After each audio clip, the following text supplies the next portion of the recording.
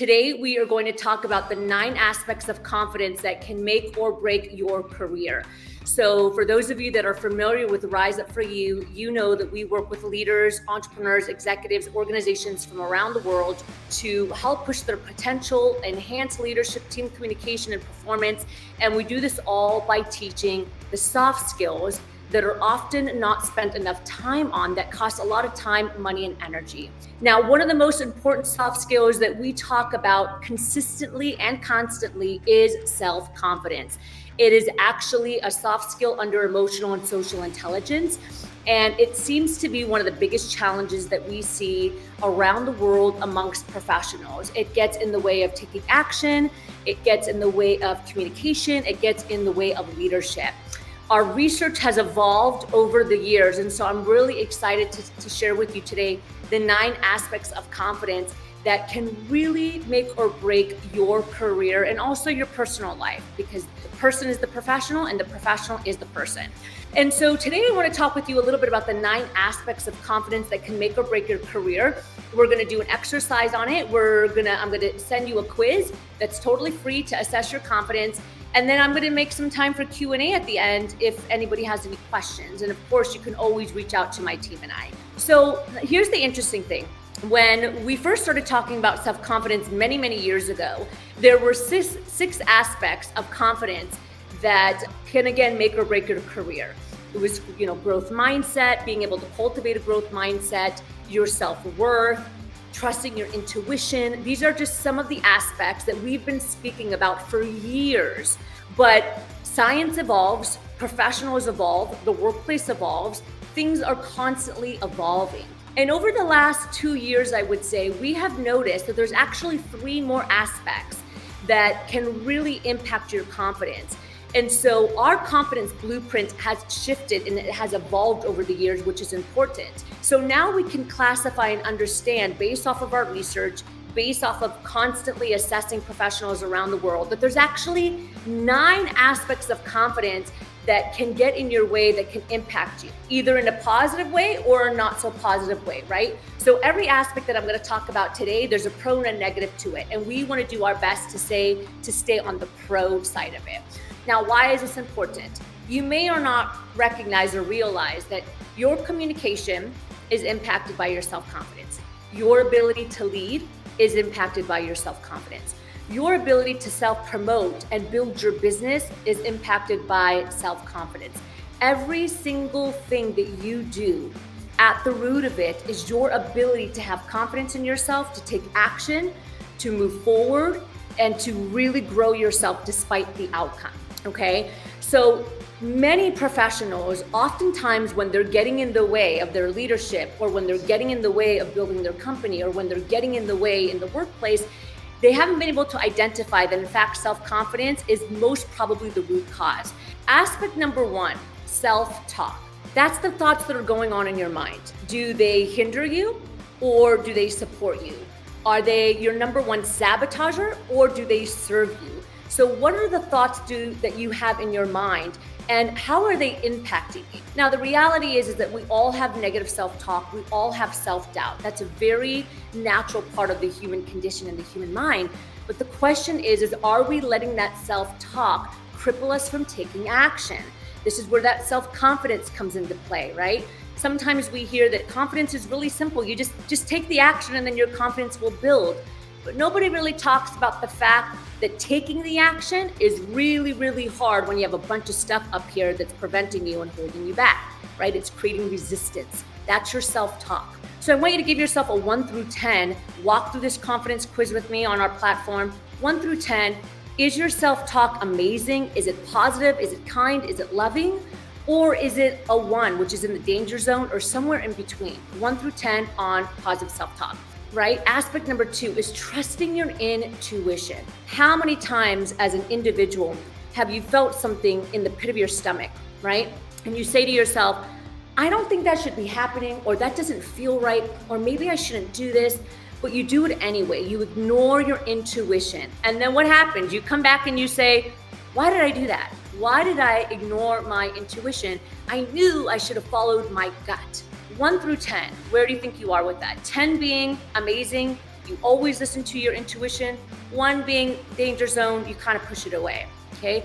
Now your intuition is that thought and that feeling that you have in yourself that most of the time is guiding you in the right direction, but you don't trust yourself, right? You don't believe yourself. Maybe you listen to other people or to external validation before yourself, and then it leads you in the wrong direction.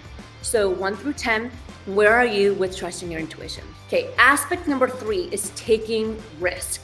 And I don't mean jumping out of an airplane and, skydiving and that kind of thing, because I'm not going to do that. That's not something that I'll do. But I mean taking risk in having uncomfortable conversations. I mean taking risk with maybe building that passion project or that business that you've always wanted to start. I mean taking risk by having a conversation with your leader that just absolutely scares the bejesus out of you, okay? That is an indication of your self-confidence, right? Do you take risk despite the outcome, or do you constantly stay in your comfort zone and hold yourself back? 1 through 10, where are you with that? Okay.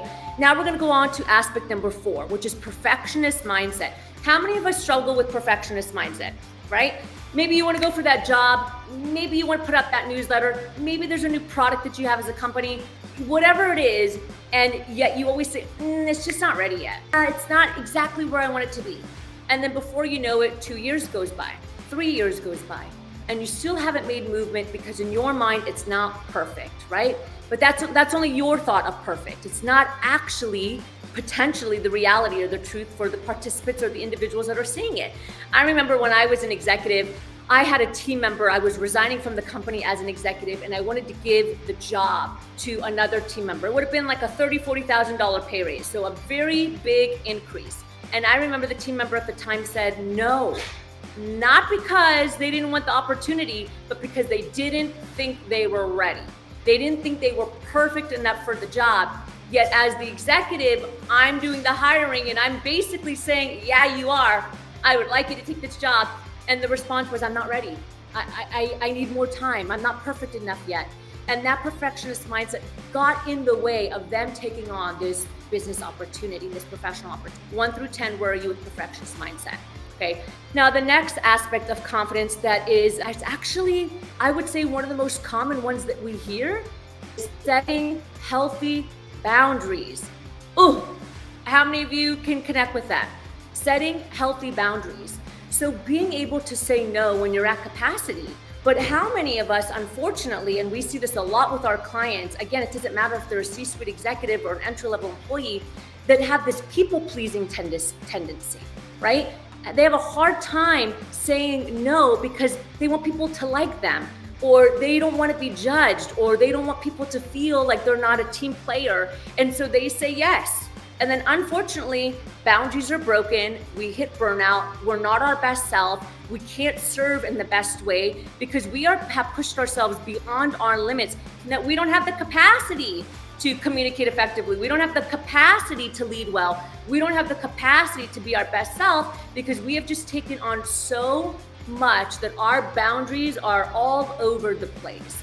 So setting healthy boundaries, 1 through 10, where are you, okay? We're about halfway through the 9 aspects of confidence that can make or break your career. If you're joining me just now, you're looking on LinkedIn at the 9 aspects of confidence that can really, really hinder your success to move forward. If you're with me here on Instagram, we have the link here in the chat. You can copy it, you can click it, and absolutely you can take the quiz. You just go to riseupforyou.com/quiz. Okay, let's keep moving. So next is self-promotion. Now, this is really important, especially if you're looking to climb the career ladder in your company, or if you're an entrepreneur. I can't tell you, I'm an entrepreneur myself, as you know, right? Created Rise Up For You. I can't tell you when I first started Rise Up For You, if I didn't have the ability to stand up in a room and say, my name is Nanda Nasri and here's what we do, here's the impact that we can make in your organization, the company would not grow, right? You have to be the #1 advocate for you, for your accomplishments and the accolades that you've achieved in your life.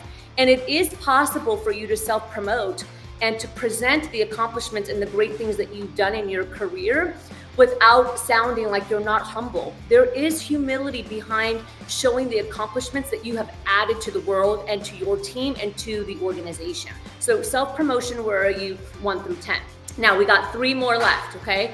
The next one is, I would say, one of the greatest tragedies today, and that's feeling enough. How many times have you reached success, right? You accomplished a goal, you got to where you wanted to go, and then you got there and you said, but I still don't feel enough. I got the job that I wanted. I got the promotion that I wanted.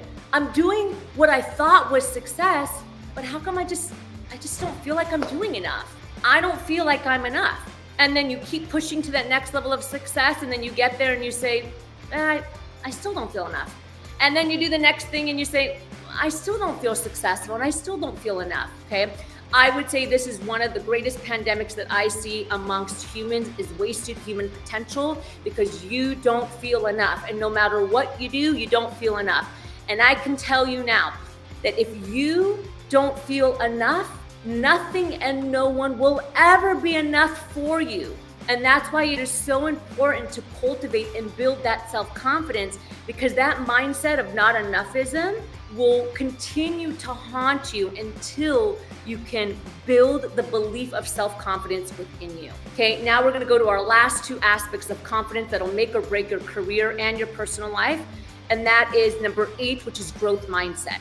Fixed mindset versus growth mindset. If you're familiar with the work of Carol Dweck, then you are familiar with this aspect. You do have the potential to grow. Your mind and your brain is not fixed, okay? It can grow, it can move, it can learn new skills, it can create new experiences. That is the most beautiful thing about our brain and our mind. But there's many of us, and this might be you, where in your brain, you just think like you can't. You think, no, they have confidence because they were born that way. I don't have confidence, I wasn't born that way. That's a fixed mindset. A growth mindset is, they have a lot of confidence. I don't have a lot of confidence right now, but I believe in my ability to learn and to grow the skill of self-confidence, which it is a skill. You can learn this, right? Fixed mindset lives in the I can't, period. Growth mindset lives in the I can't, comma, but I'll figure it out. I can't, comma, but give me a little bit of time to grow and build a skill. I can't, comma, but can you help support me in learning this new skill? So fixed versus growth mindset is incredibly important, because this is where it starts. If you believe that you have a fixed mindset, you will continue to live in a state of mind of victim, that nothing will ever change. First thing we need to do is make sure that our growth mindset is up and running, and that we believe that we can change and grow. And this is very important to teach kids as well. Our last aspect of self-confidence is imposter syndrome, okay? Imposter syndrome that can impact your ability to believe in yourself and take action. Imposter syndrome is that thought of, someone's gonna find out I'm a fraud. I just got this new role as an executive. Someone's gonna discover that I shouldn't be here, that I'm a fraud. I shouldn't write the book because I've never done one before. I shouldn't do this because it's my first time, and therefore I'm a fake and I'm not real. And many individuals have a ton of experience. And even though they have the experience and they have absolutely everything they need to do what they do, they still have this thought that they're an imposter, okay? And you're not alone. Michelle Obama had imposter syndrome. Lady Gaga had imposter syndrome. There's people all over the world that have imposter syndrome. But here's the most important thing for you to remember. Whether you have imposter syndrome, whether you struggle with self-doubt, we want to make sure that it doesn't hinder our actions to move forward. These 9 aspects that I share with you today, the 9 aspects of confidence that can either crush you or catapult you. All right, my friends, I will see you next time, and welcome to Rise Up For You. Reach out if you need anything. We're here for you in our community. Thanks, everybody.